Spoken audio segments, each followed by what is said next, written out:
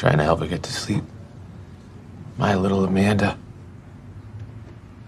She was so hot. She felt like something just come out of the oven. Like a fucking pot roast. So don't feel too sorry for my sister, because she never gave a shit about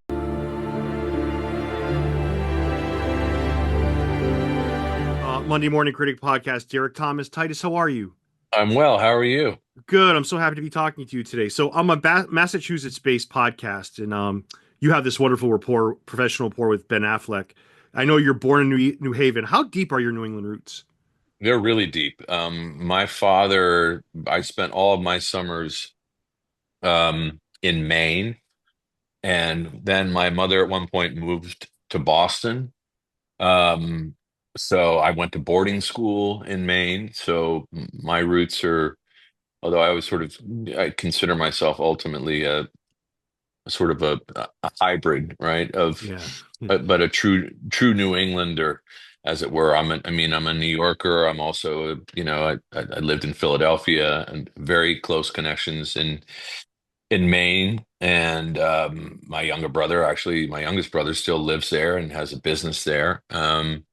And of course, Boston, where my mother lived, and where I shot two films with Ben Affleck. It was great to go there. And I think, when I first met Ben on Gone Baby Gone, I spoke to him about a film, The Friends of Eddie Coyle, which was one of my. I remember saying to him, I said, this is really, tell me that you're going to do this the right way. And I said, because, it reminds me of The Friends of Eddie Coyle, which I think is really the best Boston film ever made. I said, of course, Good Will Hunting, which he laughed, but he'd not seen it. So in between filming Gone Baby Gone and then doing The Town, Ben got the opportunity because it wasn't available. I mean, I had an old, you know, I got a copy of it. Somebody had burned a copy of the film onto a disc. I got it on eBay. It hadn't come out on Criterion yet, so it was still a very elusive film. But to me, still to this day, I mean, stands as the one that you want to emulate because it captures certainly that period and the underworld of Boston, as it were. Yeah, that's a great answer. Let me ask you this. So before we hop into the amazing Harry Bosch, I want to ask you something, and I've been dying to ask you this. So before bed, Titus, my 4-year-old daughter and I, we read Harry Potter, we watch it. And, Snape is a character from the outside. You don't really see his true intentions. You find out at the end how really of a kind person he is. It Hmm. reminds me so much of Lionel McCready in a way because it's one of my favorite performances of yours, maybe my favorite. It's Oh, so thank you. underrated. It's so rewatchable. He's such a deep guy, and you don't see how his true intentions are until the end. Absolutely lights out performance. How do you see Lionel? Do you see him the same way that I'm kind of soaking him in? Yes, very much. And that became the whole sort of there were two sides of that coin for people's interpretation of what they thought that Lionel did. And I always landed on the side of yes, this is a child that he's instrumental in getting his niece, in part of that whole thing that's at the center of that story.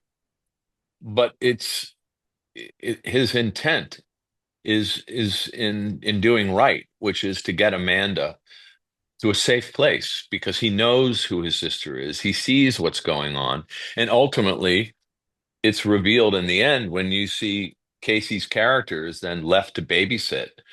He's now taken on, despite the fact that Lionel goes to prison, and of course Morgan's character um, as well. That Casey has made this choice where he could walk away and let this child have a better life, but he becomes her caretaker and he is responsible.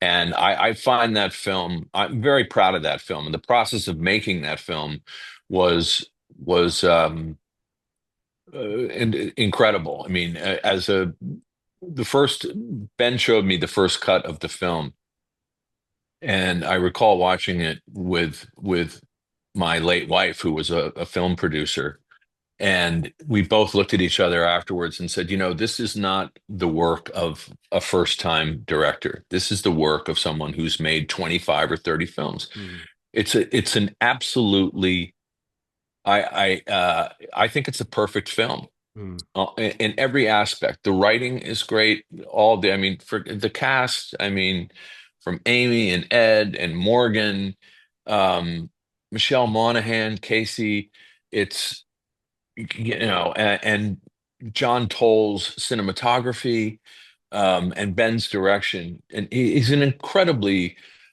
sensitive and very smart director. Ben kind of stands back. He's one of those directors who takes the approach of, I have hired you to do a thing because I know you know what you're doing and what you're going to do. And so I'm going to stand out of your way and allow it.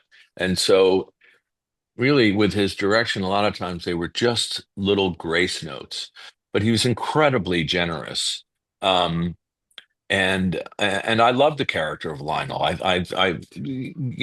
he was a real guy. He was a real guy. He was kind of a mishmash of kind of working class guys that I knew from South Boston, from Norwood, from Medford, the surrounding areas in Dorchester, because I spent a great deal of time there and have lasting relationships to this day, people that still live there. So, and when I go back, I see them.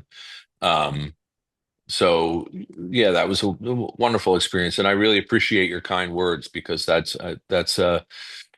was a process in making that film that was pure joy, and also that character was really a great gift. yeah, Titus, it's almost like two movies for me. Before I had kids and after I had kids. And after I had kids, I related to him so much more. Yeah. But yeah, but great answer. I was going to ask you your favorite Boston movie, but you answered it. But I tell you what, the town is. I was listening to Bill Simmons the other day. He's right on everything. It's pretty damn rewatchable, and it captures Boston like that. Affleck, you're right. I love that you said that. Like he seems like a guy that's directed 25, 35. Like he's just Oh. amazing. Yeah, it's just. But I don't want to go off tangent here. I will say to you, clearly Bosch is like this team effort, right? It's like so many great people involved. It's the Hmm. ultimate collaboration. I totally get that. Do you find that being at the top of the call list, your face being the face of the show, is there more responsibility in that? Do you find that that carries with it? I don't want to say a burden, but carries more responsibility, carries more on your shoulders. Not to say that it's a one person show. Absolutely not. I get that. Right. But do you feel like it's a little bit more responsibility on your end? Well, yeah, and I think first and foremost, my responsibility as the actor is always to serve the playwright's intent, right? And with it being Michael Connelly's books, that character is really iconic in the genre. Um, was to depict that character as purely and accurately as I could. And in my first meeting with Michael, he said to me, "Is there anything that you maybe don't like, or something that you would want to change, or anything else?" And I said, "Hey, no. If it ain't broke, no need to fix it." Now that being said, there was certain stuff that I would kind of find, because I was playing catch up and reading the books in the process of doing the show. Um, I would have ideas, and Michael was very, very open to certain ideas, nuance, things like that. And then the responsibility at the end of the day, also because when it's your mug, on the poster, um, you'd prefer that when people drive by that billboard that they say, "Can't wait to watch that," and they're not egging it, right? So, Yeah. but Yeah. but also with that, there does come a level of responsibility to a degree of leadership, right? And for me, having worked in this business for so long, I've had great experiences where I've gone on to guest on shows, and then I've had experiences that weren't great. Um, and what I really wanted to do, and we had this conversation before we even started shooting, was I was asked what was important to me, what I really wanted. And it didn't have anything to do with, the size of my trailer or, the food or anything like that. I said, I want an environment in which when actors come and work on this show, when they leave, that it's the best experience that they've ever had because they feel seen, they feel heard, they feel included, and they feel respected and they feel looked after.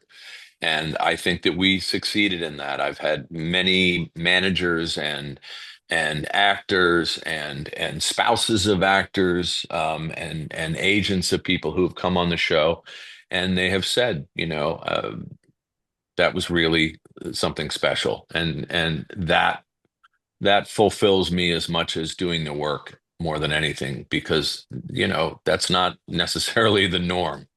Yeah, yeah. Well, Titus, I love your work, and you're something special, and I've loved every step of the journey. And next time, I want to get into your impressions because they're phenomenal. Thank you, thank you, Titus. I appreciate it. Have a great day. Thank you. You do the same. Thanks for having me. Yeah, thank you. Take care.